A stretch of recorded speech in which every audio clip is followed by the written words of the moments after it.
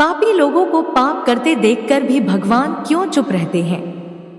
एक समय की बात है जब देवर्षि नारद नारायण नारायण का जाप करते हुए भगवान शिव के दर्शन करने के उद्देश्य से कैलाश पर्वत पर जाते हैं। फिर देवर्षि नारद को देखकर भगवान शिव प्रसन्न होते हैं और कहते हैं कि नारद, आज अचानक किस कारण से कैलाश पर तुम्हारा आगमन हुआ है। अवश्य ही कोई विशेष कार्य होगा जिसका भाग बनकर तुम यहाँ पर आए हो। फिर नारद जी कहते हैं, हे भोलेनाथ, आप तो अंतर्यामी है, भला आपसे कोई बात कैसे छिपी रह सकती है। हम यहाँ किस लिए आए हैं आपको भली भांति पता है। नारद जी कहते हैं, हे प्रभु, आज मेरे मन में एक शंका निर्माण हो रही है, उसी का समाधान करने के उद्देश्य से आपके पास आया हूँ। कृपया मेरी इस शंका का समाधान कीजिए। तब भगवान शिव कहते हैं, हे नारद, तुम्हारे मन में जो भी शंका हो निसंकोच होकर कहो, मुझे तुम्हारी इन शंका का समाधान करके खुशी होगी। फिर नारद जी कहते हैं, हे प्रभु, पापी लोगों को पाप करते देखते हुए भी भगवान क्यों चुप रहते हैं। तब भगवान शिव कहते हैं, हे नारद, तुमने पूरे मानव जाति के कल्याण हेतु बहुत अच्छा प्रश्न किया है, जो मैं इस प्रश्न का उत्तर एक छोटी सी कथा के माध्यम से देना चाहता हूँ। इसलिए तुम इस कथा को ध्यान से और मन लगाकर सुनना। और जो भी मनुष्य इस कथा को ध्यान और मन लगाकर सुनता है, वह अपने जीवन काल में किसी भी बात को लेकर कभी भी पश्चाताप नहीं करता है, और वह मनुष्य जान जाता है कि पापी लोगों को पाप करता देखकर भी भगवान क्यों चुप रहते हैं। फिर भगवान शिव कथा को सुनाना प्रारंभ करते हैं। भगवान शिव कहते हैं, प्राचीन समय की बात है, एक जंगल में एक मोरनी और मोर का जोड़ा रहा करते थे। वह दोनों पति पत्नी एक दूसरे से बड़ा प्रेम करते थे, एक दूसरे का बड़ा आदर सम्मान करते थे और उनका जीवन बड़े सुख और आराम से कट रहा था। उनके जीवन में किसी भी प्रकार का कोई दुख नहीं था। फिर एक दिन की बात है, मोरनी अपने पति मोर से कहती है, हे पिया जी, भगवान की जिंदगी कितनी सुखी है, कितनी आराम भरी है। सिर्फ इस दुनिया को चलाना होता है और बैठे बैठे वह पूरी दुनिया को चलाते हैं।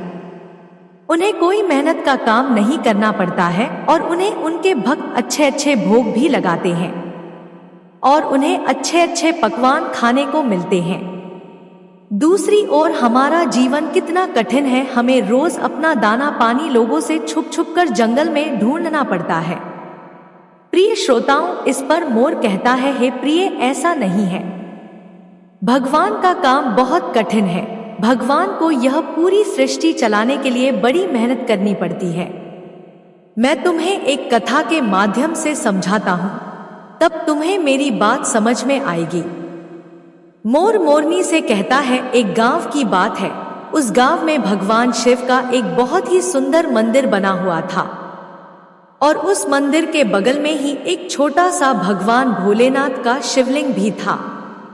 उस मंदिर की देखभाल के लिए उसी गांव का एक भोला नाम का व्यक्ति सेवा में लगा हुआ था, जो सुबह शाम मंदिर की साफ सफाई करता था और दोनों समय स्नान ध्यान करने के बाद भगवान की पूजा अर्चना करता था।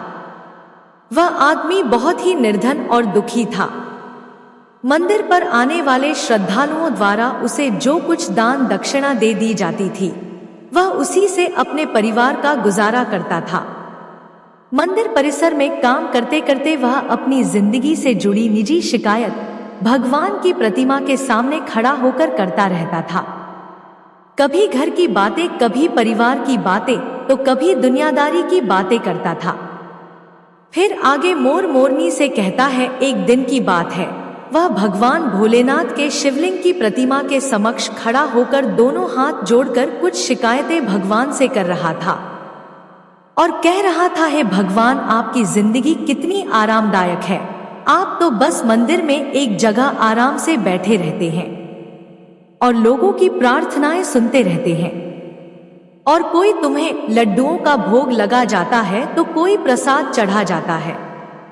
तरह तरह के मिष्ठान और पकवान भी आपको यहीं बैठे बैठे खाने को मिलते रहते हैं। तुम्हारा जीवन कितना आसान है और मेरी जिंदगी कितनी कठिन है।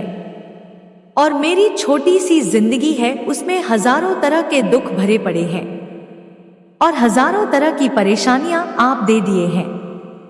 दिन भर कड़ी मेहनत करता हूँ, तब कहीं 2 समय का खाना मैं अपने परिवार के लिए जुटा पाता हूँ। और वही पापी पाखंडी लोगों को देखो, दिन रात बुरे कर्मों में लिप्त रहते हैं, फिर भी मौज की जिंदगी जी रहे हैं। हे भगवान, यदि मेरी भी जिंदगी आपकी तरह हो जाती तो मेरा जीवन कितना खुशहाल होता। तभी अपने उस भक्त की ऐसी बातें सुनकर भगवान से रुका नहीं गया और वह उसी शिवलिंग के प्रतिमा से ही अपने त्रिभुज रूप में भगवान शिव अपने नंदी के साथ में प्रकट हो जाते हैं और कहते हैं, हे पुत्र, तुम गलत सोच रहे हो। तुम जैसा सोच रहे हो वैसा नहीं है। दूर से देखने पर सबका जीवन अपने जीवन से अच्छा दूसरों का जीवन ही दिखाई पड़ता है। जब हमें उसकी वास्तविक जिंदगी का पता चलता है तब समझ में आता है कि यह तो मुझसे भी गया गुजरा जीवन जी रहा है। तुम मेरी जिंदगी को आसान समझ रहे हो। मेरा जीवन उतना आसान नहीं है जितना तुम समझ रहे हो। मुझे भी बहुत सारी चीजें देखनी पड़ती हैं, बहुत सी व्यवस्थाएं बनानी पड़ती हैं, बहुत सी चिंताएं लगी रहती हैं। अच्छे के साथ अच्छा कैसे हो और बुरे के साथ बुरा कैसे हो, यह सब सोचना पड़ता है। कोई किसी असहाय को रुलाता है तो कोई पीड़ित को पीड़ित करता है, उसकी रक्षा करनी पड़ती है। मेरी जिम्मेदारी को जिस दिन तुम समझ जाओगे उस दिन तुम्हें मेरी मेहनत के बारे में भी पता चल जाएगा।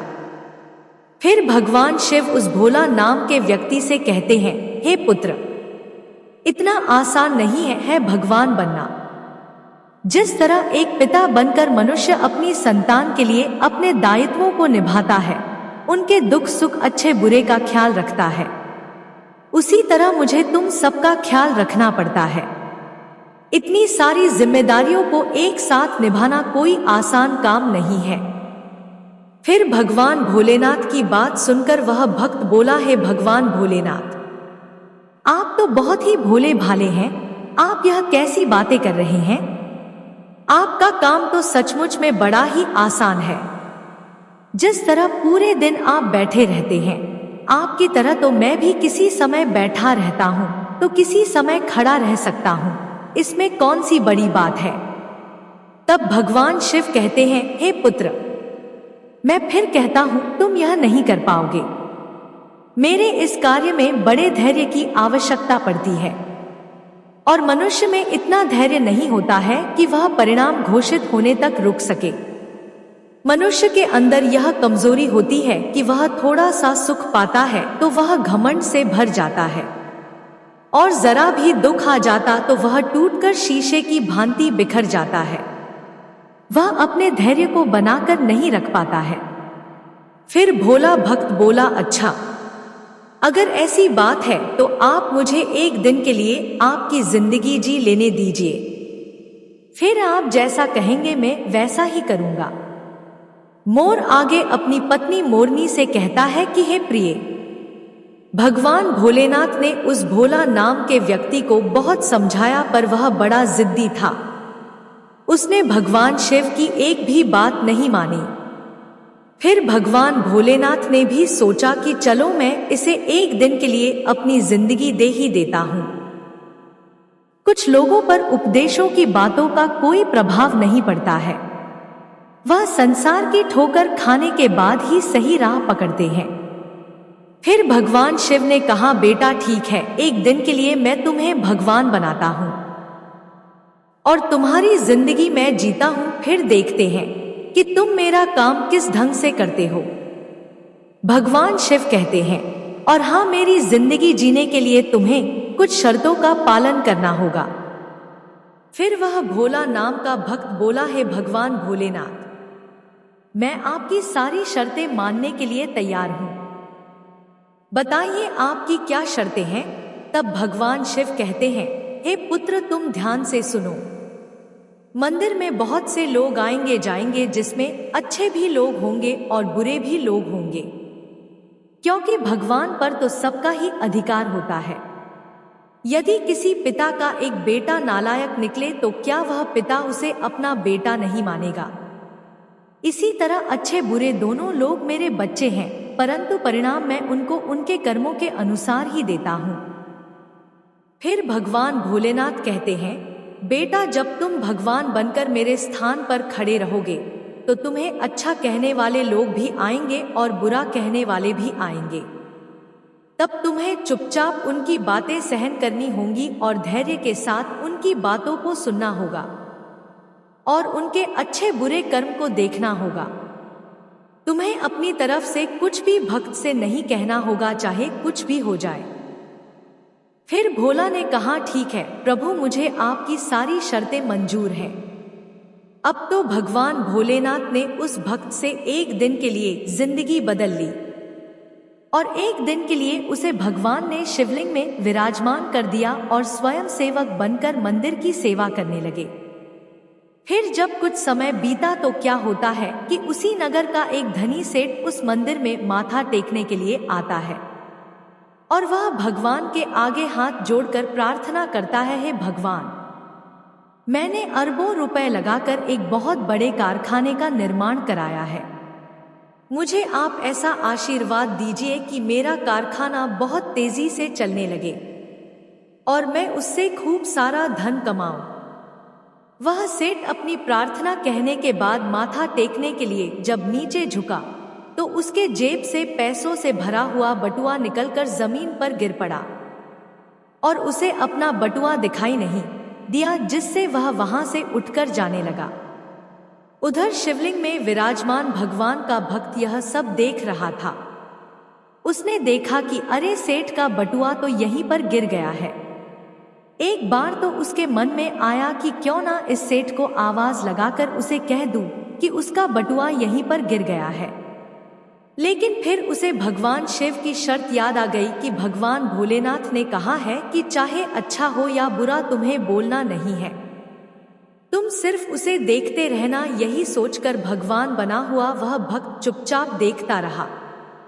तभी उस मंदिर में एक बहुत ही गरीब आदमी आता है और वह भगवान भोलेनाथ के शिवलिंग के सामने खड़ा होकर कहता है कि भगवान, मैं बहुत गरीब आदमी हूँ। इस गरीबी में मैं बड़े दुख का जीवन जी रहा हूँ। परिवार का पेट पालना भी मुश्किल हो रहा है। घर में माँ बीमार है, उसका इलाज कराने के लिए मेरे पास पैसे नहीं हैं। मैं कहाँ से व्यवस्था करूँ, कुछ समझ नहीं आ रहा है कि आगे का मेरा जीवन कैसे चलेगा। आज मेरे पास मात्र 10 रुपए है, इससे तो ना एक समय का राशन आ पाएगा और न ही माँ की दवाई। कुछ कृपा कर दो भोलेनाथ, जिससे मेरी जरूरतें पूरी हो जाएं। इतना कहकर वह आदमी मंदिर से जाने लगा। तभी उसकी नजर पैसों से भरे एक बटुए पर पड़ी। उसने तुरंत बटुआ उठा लिया और उसमें बहुत सारे पैसे देखकर वह मन ही मन खुश होने लगा और भगवान को धन्यवाद देने लगा, हे भगवान भोलेनाथ, आप वास्तव में बड़े महान हो। आपने मेरी प्रार्थना इतनी जल्दी सुन ली। इन पैसों से अब मैं अपने परिवार के लिए राशन की व्यवस्था करूंगा और अपनी माँ का इलाज कराऊंगा। फिर उधर भगवान बनकर शिवलिंग में विराजमान भक्त सोचने लगा, अरे, यह बटुआ तो उस अमीर सेठ का है और यह गरीब आदमी इसे उठाकर ले जा रहा है। एक बार तो उसके मन में आया कि आवाज देकर इसे बता दूं कि यह बटुआ उसका नहीं बल्कि एक सेठ का है जो वह उसे ले जा रहा है। लेकिन तुरंत ही उसे भगवान भोलेनाथ की वह शर्त याद आ गई, इसलिए वह चुपचाप मौन बनकर शिवलिंग की प्रतिमा में विराजमान था। अब गरीब आदमी के जाने के कुछ देर बाद मंदिर में एक व्यक्ति और आता है और वह तीसरा व्यक्ति एक सैनिक था जो अगले ही दिन अपने राजा के साथ युद्ध पर जा रहा था। वह मंदिर में भगवान से प्रार्थना करने आया था कि उसकी यात्रा सुरक्षित रहे और वह युद्ध के बाद सकुशल अपने घर लौट आए। वह सैनिक प्रार्थना कर ही रहा था कि इतने में वही व्यापारी अपने कुछ लोगों के साथ मंदिर में दाखिल होता है, जिसका पैसों से भरा हुआ बटुआ मंदिर में गिर गया था। अब सेठ के कहने पर सेठ के लोगों ने उस सैनिक को पकड़ लिया और उसे पकड़कर ले जाने लगे। यह बात भगवान बने हुए उस भक्त को बिल्कुल भी सही नहीं लगी, क्योंकि वह सैनिक तो बिल्कुल निर्दोष था, बटुआ तो वह गरीब आदमी लेकर गया था। फिर भगवान बने हुए भक्त को अपने सामने होता यह अन्याय का काम पसंद नहीं आया और वह कहने लगा, हे सेठ, तेरा बटुआ इसने नहीं चुराया है। तेरा बटुआ तो इससे पहले मंदिर में एक गरीब आदमी आया था, वह लेकर गया है। मैं भगवान हूँ और मैंने सब कुछ देखा है। अब भला सेठ और सेठ के लोग भगवान की बात क्यों नहीं मानते? उन्होंने तुरंत सैनिक को छोड़ दिया और उस गरीब आदमी को पकड़ लाए। उससे सेठ का बटुआ भी छीन लिया और वह बेचारा बड़ा निराश हुआ। उधर जब एक दिन का समय पूरा हुआ तो भगवान भोलेनाथ मंदिर में आए और उधर भगवान बने हुए उस भक्त ने पूरे दिन का घटनाक्रम भगवान भोलेनाथ को सुनाया और बड़े गर्व से कहा, है भगवान, आज मैंने एक सैनिक के साथ हो रहे अन्याय को होने से रोक लिया। आपने देखा एक दिन भगवान बनकर मैंने कितना महत्वपूर्ण कार्य किया है। तब भगवान शिव भक्त की बात सुनी और कहने लगे, बेटा, तुमने न्याय नहीं अन्याय किया है। तुमने उस गरीब आदमी को पकड़वा कर उसके परिवार के मुंह से भोजन का निवाला छीना है, उसकी बीमार मां का इलाज होने से रोका है। यह तुमने बहुत बड़ा अन्याय कर दिया है। वह सेठ बड़ा अधर्मी था, उसने पाप करके करोड़ों रुपए की दौलत जोड़ी है। गरीबों का पेट काटकर उसने उन पैसों को जमा किया है। यदि उसका बटुआ छूट गया था तो क्या हुआ? कम से कम किसी गरीब का कुछ भला हो जाता और उस सेठ के कुछ पाप भी कम हो जाते। तुमने उस सैनिक को बचाकर भी बहुत बड़ा अन्याय किया है। वह सैनिक अपने राजा के साथ युद्ध में जाकर एक कमजोर देश का राज हड़पने वाला था। जानते हो उस युद्ध में कितने निर्दोष सैनिक मारे जाएंगे। तुमने उसे बचाकर बहुत बड़ा अन्याय किया है। भक्त को भगवान भोलेनाथ की बात को सुनकर बड़ा पश्चाताप हुआ और कहने लगा, है भगवान भोलेनाथ, मैं तो वही देख पा रहा था जो मेरी आंखों के सामने हो रहा था। उसके पीछे की सच्चाई कुछ और होगी, यह मैं नहीं देख पा रहा था। फिर भक्त आगे कहता है, हे भगवान भोलेनाथ, दुनिया को सिर्फ आप ही चला सकते हैं, क्योंकि आप जीवन के हर पहलू को अच्छी तरह से देख सकते हैं। आप जो करते हैं अच्छा ही करते हैं। गलत तो हम हैं जो जीवन की वास्तविकता को समझ नहीं पाते और उससे पहले ही आप पर दोष लगा देते हैं। जब हमारे साथ कुछ गलत हो रहा होता है या हमारे हिसाब से कुछ नहीं होता है तो उस समय हम अपना धैर्य खोकर भगवान को दोषी मानने लगते हैं और उन्हें दोष देने लगते हैं। हम यह समझ नहीं पाते कि हमारे साथ हो रहे गलत कार्य में भी भगवान की कोई ना कोई योजना छुपी हुई होती है जो आगे चलकर हमारे लिए हितकर साबित हो सकती है। फिर वह भक्त भगवान भोलेनाथ से कहता है, हे भोलेनाथ, मनुष्य की समझदारी इसी में है कि हमें गंभीरता पूर्वक कार्य के आगे और पीछे के परिणाम को सोच लेना चाहिए।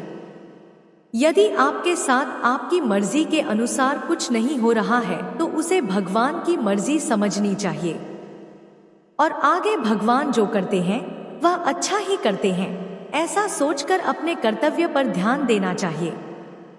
फिर उसके बाद भगवान शिव उस भक्त से कहते हैं, हे पुत्र, क्या अब तुम्हें पता चल गया कि भगवान बनना इतना आसान नहीं है? फिर आगे वह भक्त कहता है, हे भोलेनाथ, आप जितने भोले भाले हैं इतनी ही सरलता से लोगों के दुख को दूर कर देते हैं और उन्हें ज्ञान भी दे देते हैं। तो हे प्रभु, अब मैं सब समझ गया हूँ। कुछ भी बनना आसान है पर भगवान बनना इतना आसान नहीं है। उसके बाद भगवान भोलेनाथ उस भक्त को तथास्तु कहकर वहां से सीधा कैलाश पर्वत पर पुनः पहुंच जाते हैं। फिर भगवान शिव देवर्षि नारद से कहते हैं, वह मोर अपनी पत्नी से कहता है कि हे प्रिय, अब बात करते हैं उन दो कारणों की जिनकी वजह से भगवान पाप होते हुए देखकर भी चुप क्यों रहते हैं। पहला कारण तो यह है कि भगवान तब तक आपकी मदद नहीं करेंगे जब तक आप दुनिया वालों पर निर्भर रहेंगे। जिस दिन आप खुद पर तथा भगवान पर निर्भर हो जाएंगे उस दिन वह आपकी मदद के लिए जरूर आएंगे। दूसरा कारण यह है कि भगवान मनुष्य के कर्म भी देखकर चलते हैं कि किसको कहां पर किस कर्म का दंड मिलना चाहिए और किसको किस कर्म का फल मिलना चाहिए। भगवान हमेशा आपके अगले और पिछले सारे कर्मों को देखकर हिसाब करते हैं। भगवान को समर्पित होकर चलिए तो आपका कभी भगवान बुरा नहीं होने देंगे। फिर आगे देवर्षि नारद इस कथा को सुनकर अति प्रसन्न होते हैं और कहते हैं, हे प्रभु, आप ही इस संसार में आदि और अनंत है। आज आपने मुझे इस कथा को सुनाकर मेरे मन को शांत किया है। हर हर महादेव।